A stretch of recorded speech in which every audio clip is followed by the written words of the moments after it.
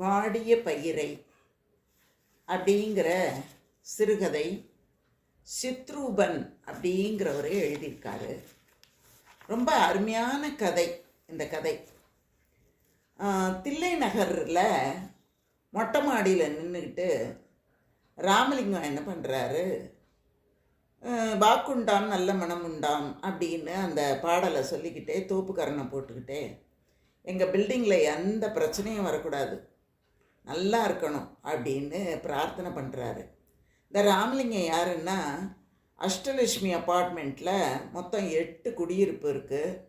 தரைத்தளம் இருக்கேன், அங்கே வெறும் வாகனங்கள், காரு இதெல்லாம் நிறுத்துறதுக்கு இடம். 2வது மாடியில் ஒரு 4 ஃப்ளாட்டு, அதுக்கு மேலே ஒரு 4 ஃப்ளாட்டு, இந்த மாதிரி மொத்தம் 8. இந்த தாய்மானவர் பில்டர்ஸ் அப்படிங்கிறவங்க தான் கட்டி கொடுக்குறாங்க.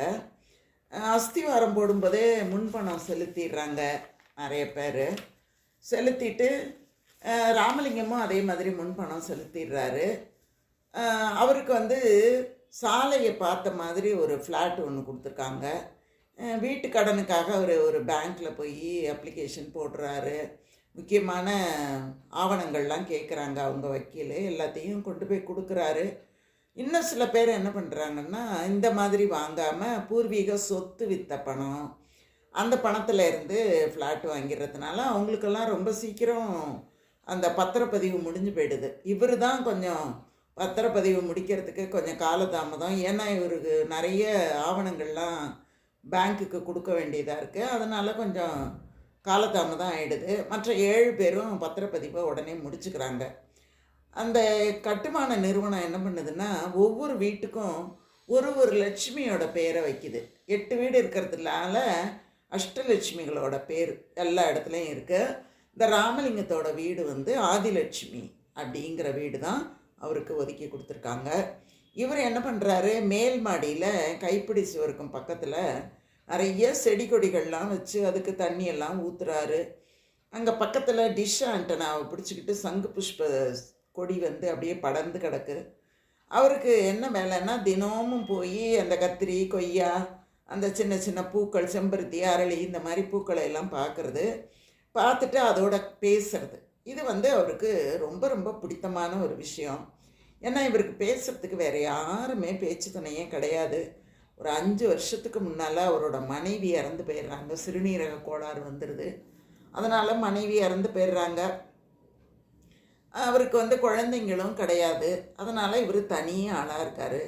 ஆனால் அந்த அடுக்ககம் இருக்க அந்த ஃப்ளாட்டு, அதில் இருக்கிற எல்லாருமே இவரை ஒன்றும் ரொம்ப ஒரு கரிசனையாவோ ஒரு அன்பாவோ பார்க்குறதில்ல, ஒரு விரோதி மாதிரியே பார்க்குறாங்க.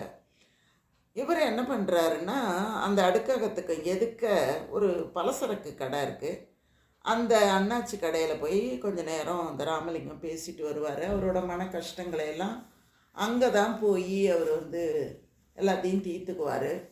வேலை பார்த்து அவருக்கு ஓய்வும் கிடச்சிட்டுது. அவர் ரிட்டையர்ட் ஆகிட்டார். ஆனால் அவர் காலம் பூராவுமே அந்த திருச்சியிலேயே தான் படிக்கிறாரு, திருச்சியிலேயே எல்லாமே பண்ணுறாரு. திருச்சியிலேயே அவருக்கு வேலையும் கிடைக்கிது. அங்கேயே அவர் வேலை பார்க்குறாரு. வேலை பார்த்து அங்கே ஓய்வு பெற்று வரும்போது என்ன பண்ணுறாங்கன்னா, அந்த ஊழியர்கள் ஒரு 30 ஆண்டுகள் அவர் வேலை செஞ்சதுனால அவருக்கு 30 மரக்கன்றுகளை கொடுக்குறாங்க. அவர் என்ன பண்ணுறாரு, அதையெல்லாம் எடுத்துகிட்டு வராரு. எடுத்துகிட்டு வேர் தரையில் படாமல் இருக்கிறதுக்கு என்ன பண்ணுறது அப்படின்னு யோசித்து அந்த மாடியில் அந்த செடிகளை வைக்கிறாரு. ஒரு வேர் கூட அந்த தரையில் தொட்டு தரையை விலக்கி கொண்டதாவது தரையை பிளவுபடுத்துகிற மாதிரி எந்த செடிகளையும் அவர் நடவே இல்லை. இவர் வச்சிருக்கிற செடிகள் மேலெல்லாம் ரொம்ப அன்பாக இருக்கார். குழந்தைங்க மாதிரி நினச்சிக்கிட்டு அவர் வளர்த்துக்கிட்டு இருக்காரு. அந்த சமயத்தில் என்ன நடக்குதுன்னா, இந்த அஷ்டலட்சுமி அடுக்கக குடியிருப்போர் இருக்காங்கல்ல, அவங்க மாதாந்திர கூட்டம் ஒன்று போடுறாங்க. ஞாயிற்றுக்கிழமை காலையில் கீழே கிரவுண்டில் தரைத்தளத்தில் அந்த கூட்டம் நடக்குது. எல்லா உரிமையாளர்களும் வர்றாங்க, எல்லாருமே பேசுகிறாங்க. என்ன தலைப்பை பற்றி அன்றைக்கி பேச போகிறாங்க அப்படின்னா, இந்த சூரிய ஒளியிலேருந்து மின்சாரம் தயாரித்து நம்ம எல்லாரும் அதை பிரித்து எடுத்துக்கணும் அப்படிங்கிறது தான் இந்த தலைப்பு. அப்போ இந்த விஜயலட்சுமி பிளாட்டோட சொந்தக்காரர் என்ன சொல்கிறாருன்னா, அவர் தான் செக்ரட்டரியாகவும் இருக்கார். எல்லாரையும் முதல்ல வரவேற்று பேசுகிறாரு. அதுக்கப்புறம் மின்சார வாரியத்தில் பணிபுரியக்கூடியவர் தான் சந்தானலட்சுமி ஓனர். அவர் என்ன பண்ணுறாரு, நம்ம இந்த மாதிரி இந்த சோலார் பேனல்லேருந்து நம்ம மின்சாரம் எடுத்தோன்னு வச்சுக்கோங்களேன், அரசாங்கமும் அதை கொஞ்சம் வாங்கிக்குவாங்க. அதனால் நமக்கு வந்து கரண்ட்டு பில்லு கொஞ்சம் குறையறதுக்கான வாய்ப்புகள் அதிகம் அப்படின்னு அவர் சொல்கிறாரு. வீரலட்சுமி அந்த இதோட உரிமையாளர் என்ன சொல்கிறாரு, நான் ஒரு 3 பேர்கிட்ட இருந்து கொட்டேஷன் வாங்கிட்டு வரேன், நம்ம என்ன பண்ணலாம், இந்த வேலைகளை நம்ம மலிவான இது கொட்டேஷன் யார் கொடுத்துருக்காரோ அவர்கிட்ட நம்ம இந்த வேலைகளை எல்லாம் ஒப்படைச்சிடலாம், நமக்கு ஒன்றும் சிரமம் இருக்காது அப்படின்னு சொல்கிறாரு. இன்னொருத்தர் என்ன சொல்கிறாருன்னா, இந்த மாதிரி என்னோடய பையன் சூரிய சக்தியிலேருந்து எலக்ட்ரிசிட்டி தயாரிக்கிறது ரொம்ப உபயோகமாக இருக்குது அப்படின்னு படித்தான், நானுமே அதை கேட்டுக்கிட்டு இருந்தேன், அது ரொம்ப உபயோகமாக தான் இருக்கும்னு நான் நினைக்கிறேன் அப்படின்னு தானியலட்சுமி அப்படிங்கிற வீட்டுக்கு உரிமையாளர் சொல்கிறாரு. அந்த சமயத்தில் இந்த தனலட்சுமி உரிமையாளர் இருக்கார், அவங்க தான் அந்த ஃப்ளாட்டுக்கு பொருளாளரும் கூட. அவங்க என்ன பண்ணுறாங்க, எல்லாருக்கும் சாப்பிட்றதுக்கு முறுக்கு டீ இதெல்லாம் கொடுத்துட்டு அவங்க என்ன பண்ணுறாங்க, சோலார் பவர் பிளான்ட் வைக்கணும் அப்படின்னா பேங்க்கில் நிறைய கடன் கொடுக்குறாங்களாமே, நாம் அங்கே போய் அந்த கடனை வாங்கினா என்ன அப்படின்னு சொல்கிறாங்க. பல்கலைக்கழகத்தில் பேராசிரியராக வேலை பார்க்குறவங்க தான் வித்யாலட்சுமி ஃப்ளாட்டுக்காரர். அவங்க என்ன பண்ணுறாங்க, நாமளே இந்த மாதிரி எரிசக்தியை பற்றி விசாரிக்கலாம் அப்படின்னு நினச்சிக்கிட்டே இருந்தோம், அதை பற்றி நாம் ஒருத்தருக்கு ஒருத்தர் விவாதம் பண்ணலாம் அப்படின்னு கூட நான் நினச்சிக்கிட்டே இருந்தேன்.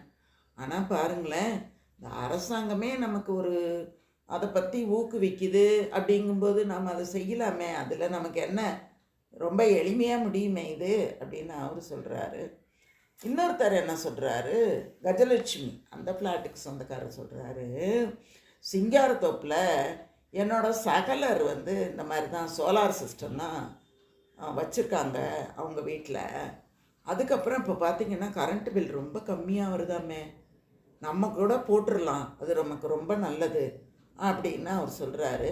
இது எல்லாத்தையும் நோட்டு புத்தகத்தில் எழுதிக்கிட்டே வர்ற செயலாளர் என்ன பண்ணுறாரு, இந்த நம்ம ராமலிங்கம் இருக்காரே அவரை பார்த்து கேட்குறாரு, ஏன் சார் ஆதிலட்சுமி சார் நீங்கள் என்ன நினைக்கிறீங்க அப்படிங்கிறார். ராமலிங்கம் சொல்ல ஆரம்பிக்கிறாரு, எனக்கு என்னமோ இது அவ்வளோ சரியாக வரும்னு எனக்கு தெரியலை, இதெல்லாம் வீணான செலவோ அப்படின்னு நான் நினைக்கிறேன்னு சொன்ன உடனேயே, அதானே என்னடா இன்னும் முட்டுக்கட்டை போடலையே அப்படின்னு பார்த்தேன் அப்படின்னாங்க வீரலட்சுமி. இருங்க இருங்க, அவரோட கருத்தை சொல்கிறாருல, முழுசாக கேட்போமே அப்படிங்கிறாரு ஒருத்தர். அதுக்கு தேவையான சாமான்லாம் ரொம்ப விலை கூடுதலாக இருக்கும், இது வந்து நமக்கு இந்த மல்டி பில்டிங்கெல்லாம் இருக்குது பார்த்திங்களா, அதுக்கு தான் இதெல்லாம் கட்டுப்படி ஆகும், நம்ம இருக்கிற அந்த 8 பேருக்கு இதெல்லாம் சரிப்பட்டு வராது, வைக்கிற அளவுக்கு அந்த பிளான்ட் போடுற அளவுக்கு மாடியிலையும் ஒன்றும் பெருசாக இடம் இல்லையே அப்படின்னார் ராமலிங்கம். ஏன் ராமலிங்கம், எந்த பொது விஷயத்துக்கும் ஏதாவது ஒரு தடங்கல் பண்ணிக்கிட்டே இருக்கீங்க? இல்லைங்க, நம்ம மொட்டை மாடியை சுற்றி 4 பக்கமும் நிறைய மரங்கள் அடர்த்தியாக இருக்குது, சூரிய வெளிச்சம் அந்த அளவுக்கு நம்ம மாடியில் விழுதா என்ன?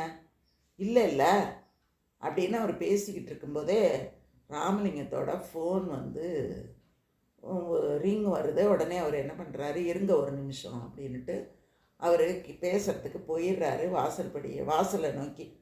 அப்போ மற்றவங்களாம் பேசிக்கிறாங்க, இவர் இப்படி தான் சார் எதுக்குமே ஒத்து வர மாட்டார், அப்பார்ட்மெண்ட்டில் சிசிடிவி கேமரா வைக்கலான்னு சொன்னோம், எல்லாரும் சொல்லும்போது இவர் மட்டும் வேண்டவே வேண்டான்ட்டார். சரி ஒரு வாட்ச்மேனாவது வைக்கலாம் அப்படின்னு சொல்லும்போதும் இவர் ஏதோ ஒரு சாக்கு போக்கு சொல்லி தட்டி கழிச்சிட்டார். ஆமாம், வீடு வாங்கி 6-7 வருஷம் ஆச்சு, கட்டடத்தோட வெளி சுவரில் வெள்ளை அடிக்கலான்னு சொன்னேன், எல்லாருமே ஒப்புதல் கொடுத்துட்டாங்க, இவர் மட்டும் அப்புறம் பார்த்துக்கலாம் அப்படின்னு ஒரு தடையை போட்டுட்டார் அப்படின்னாரு ஒருத்தர். என் ஃப்ளாட்டில் நாய் வளர்க்குறேன்னு சொன்னப்போ மற்றவங்களுக்கெல்லாம் தொந்தரவாக இருக்கும் அப்படின்னு தடுத்தவர் யாருங்க, இந்த ராமலிங்கம் தானே. இப்போ இவர் மொட்டை மாடியில் அவ்வளோ பூந்தொட்டியை வச்சுருக்காரு, பொதுவான இடத்துல எப்படி பிளான்ஸ் எல்லாம் வளர்க்க முடியும்? அசோசியேஷனில் இதெல்லாம் ஒன்றுமே கேட்க மாட்டாங்க. ஆமாம், அந்த தொட்டிங்க எல்லாருக்கும் தான் இடைஞ்சலாக இருக்குது, அதுலேருந்து கொசு வருது, பூச்சி வருது அப்படின்னு இன்னொருத்தர் சொன்னார். அன்னைக்கு நான் ஒரு நாள் வாக்கிங் போனேன் பாருங்கள் மாடியில். என்ன செடின்னு தெரியல, ஏதோ முள் இருந்திருக்கும் போல இருக்குது. என்னோடய புடவையில் மாட்டி கிழிஞ்சே போச்சு. அது எவ்வளோ காஸ்ட்லி புடவை தெரியுமா அப்படின்னாங்க ஒருத்தவங்க. இந்த ஆள் தோட்டம் போடணுன்னா தனியாக எங்கேயாவது வீடு கட்டிக்கிட்டு போய் போட வேண்டியது தானே, இங்கே இருந்து ஏன் நம்ம உசுரை வாங்குறாரு அப்படின்னாரு. இப்படி ஒவ்வொருத்தரும் ராமலிங்கத்தை விமர்சனம் பண்ணிக்கிட்டே இருக்காங்க. அப்போ இன்னொருத்தவங்க சொன்னாங்க, என்னோடய ஃப்ளாட்டுக்கு நேர் ஃப்ளாட்டு தான் அவரோடது. மாடியில் தொட்டியெல்லாம் வச்சுருக்காரு. அதோட வேர் தரையில் வந்துடுச்சா என்னன்னு தெரியல. சீலிங் எல்லாம் பாழாக போயிடுச்சு, தண்ணி கொட்டிக்கிட்டே இருக்குது. இவரால் எப்போவுமே நமக்கு தொந்தரவு தான். எந்த முடிவுக்கும் ஒத்து வரவும் மாட்டார், கட்டுப்படவும் மாட்டார். என்ன தான் இவரை பண்ணுறதுன்னே தெரியலையே அப்படின்னாங்க ஒருத்தவங்க.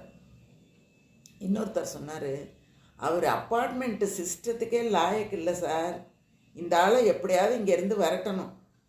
ராமலிங்கம் ஃப்ளாட்டுக்கு சொந்தக்காரராக போயிட்டாரே, வாடகைக்கு குடியிருந்தாலாவது யாராவது ஓனர்கிட்ட சொல்லி விரட்டி அடிச்சிருக்கலாம்.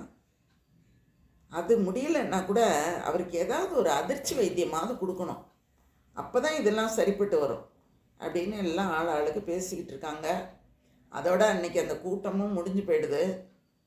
ராமலிங்கம் என்ன பண்ணுறாரு, தன்னோட தங்கச்சி வீட்டுக்கு விசேஷம் அப்படின்ட்டு அவர் தங்கச்சி வீட்டுக்கு போயிடுறாரு. ஒரு 4 நாள் அவர் வீட்டிலையே இல்லை. போயிட்டு வரும்போது ஒரு 4 நாள் கழித்து திரும்பி வர்றாரு. நேராக தன்னோட ஃப்ளாட்டுக்குள்ளார நுழையும் போது அவருக்கு அவரோட செடிகள் மேலே ரொம்ப ஞாபகம். ஏன்னா தோட்டம் வைக்கிறவங்க செடி வளர்க்குறவங்க எல்லாருக்கும் அந்த ஞாபகம் இருக்கும் தானே. அந்த மாதிரி ஒரு ஞாபகம் வந்தது. 4 நாள் அந்த செடிகளுக்கு தண்ணி கூட ஊற்றலை. என்ன பண்ணுறது பாரு அப்படின்ட்டு அவசரமாக மேலே ஏறுறாரு.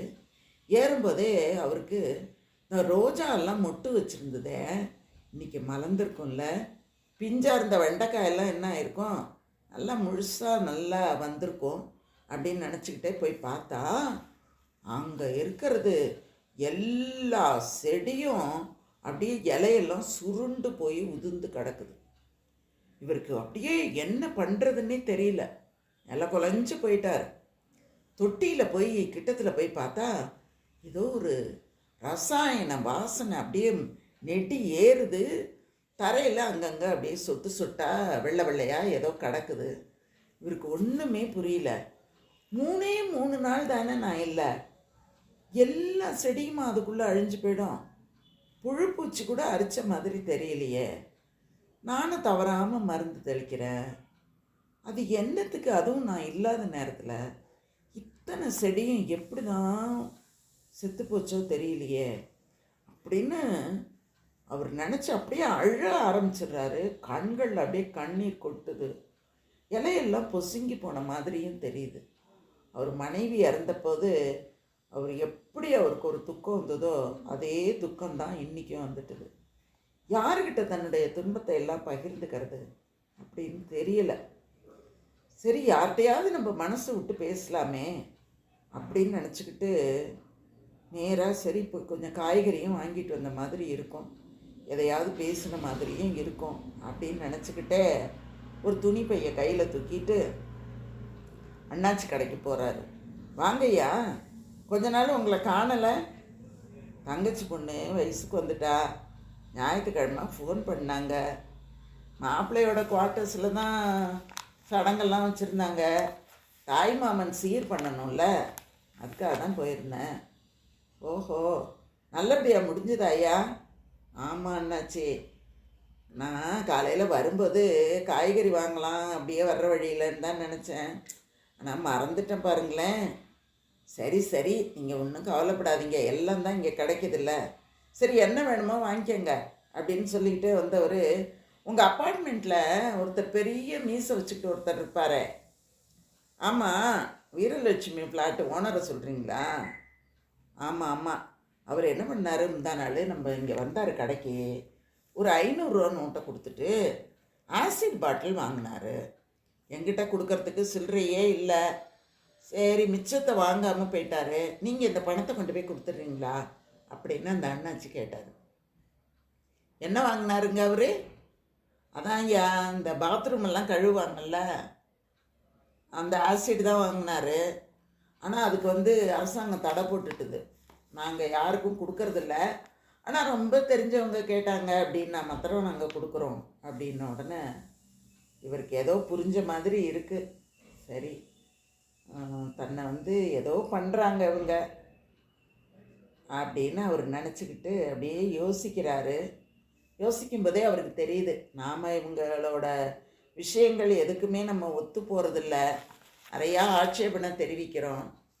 அதனால் அப்படின்னு அப்படி யோசிக்கும்போதே சரி, 1000 தான் இருக்கட்டும், அதுக்காக இந்த வாயில்லா ஜீவன்கள் மேலேயா கொண்டு போய் அந்த ஆசிடை போடுவாங்க அப்படின்னு அவர் யோசிக்கிறாரு. இருக்குமோ, போட்டிருப்பாரோ அப்படின்னு அவர் யோசிச்சுக்கிட்டு இருக்கும்போதே அந்த அண்ணாச்சி கேட்குறாரு, என்னங்க அமைதியாயிட்டீங்க, நானே இந்த மீதி காசு கொண்டு போய் கொடுக்க சொல்கிறேன், நீங்கள் ஒன்றும் அதை பற்றி கவலைப்படாதீங்க அப்படின்னு அண்ணாச்சி சொல்கிறாரு.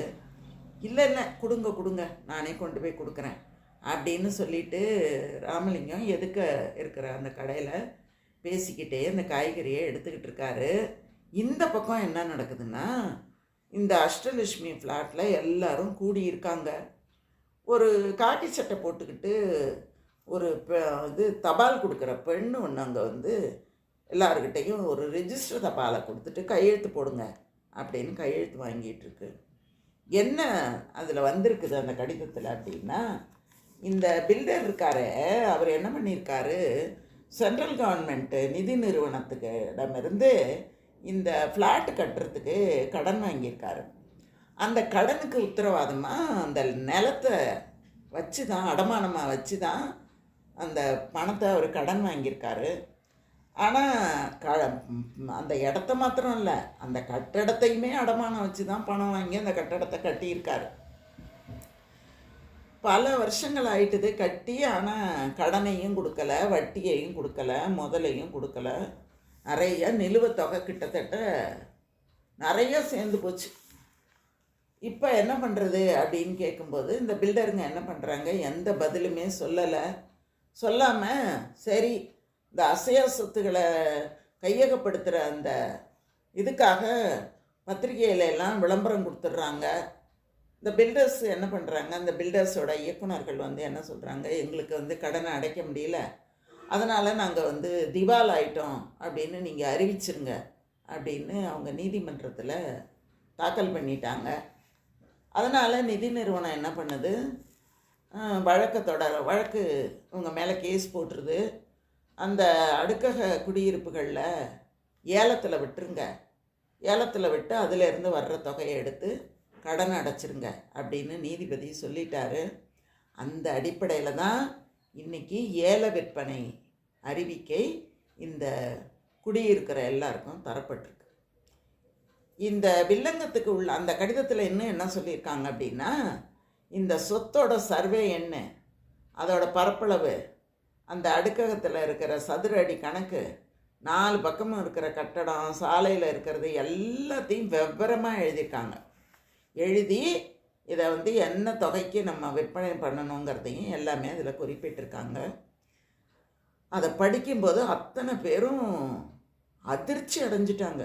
ஐயோ, என்னடா பண்ணுறது, நம்ம எவ்வளோ கஷ்டப்பட்டு பாடுபட்டு பழைய சொத்துக்களையெல்லாம் விற்றுட்டு இப்படி நம்ம வீடு வாங்கி வச்சா இப்படி நடந்துருச்சே அப்படின்னு அவங்க எல்லாரும் அதிர்ந்து போய் இருக்கும்போது அந்த கடிதத்தில் 2வது பக்கத்தில் ஒரு செய்தி இருக்குது. அதில் என்ன குறிச்சிருக்காங்க அப்படின்னா, இந்த 8 உரிமையாளர்களில் இந்த ஆதிலட்சுமி அப்படிங்கிறவர் வாங்கின இடம் இருக்கே, இந்த ராமலிங்கம் வாங்கின இடம், அவர் என்ன பண்ணுறாருன்னா, ஒரு பேங்க்கில் தானே அவர் லோன் வாங்கியிருக்காரு. அவர் கட்டின அந்த தொகையை வீட்டு கடன் வாங்கி அந்த வங்கி இருக்க, அந்த வங்கி என்ன பண்ணுது, சொத்தை அடமானம் வச்சுருந்த நிதி நிறுவனத்துக்கே நேரடியாக செலுத்தி இருக்கு. அதனால் இந்த வில்லங்கத்திலேருந்து அவருக்கு மாத்திரம் விலக்கு கொடுக்குறோம் அப்படின்னு ஒரு செய்தி அதில் இடம்பெற்றிருக்கு. அதனால் அதற்குரிய அந்த ஆவணங்களை வழக்கறிஞர்கிட்ட ஏற்கனவே ஒப்படைச்சிட்டோம். அதனால் மற்ற 7 வசிப்பிடங்களை மாத்திரம் ஏலத்தில் விட்டு அந்த தொகையை பெற்றுக்கொள்ளணும் அப்படின்னு அந்த கடிதத்தில் எழுதப்பட்டிருக்கு. இந்த செய்தியோட இந்த கதையை எழுத்தாளர் முடிக்கிறார். அப்போ பாருங்கள், இந்த கதை நமக்கு என்ன சொல்கிறது அப்படின்னா, அடுக்ககங்கள் வாங்கும்போது நிறைய பேர் இந்த மாதிரி செய்திகளை நானுமே கேட்டிருக்கேன்.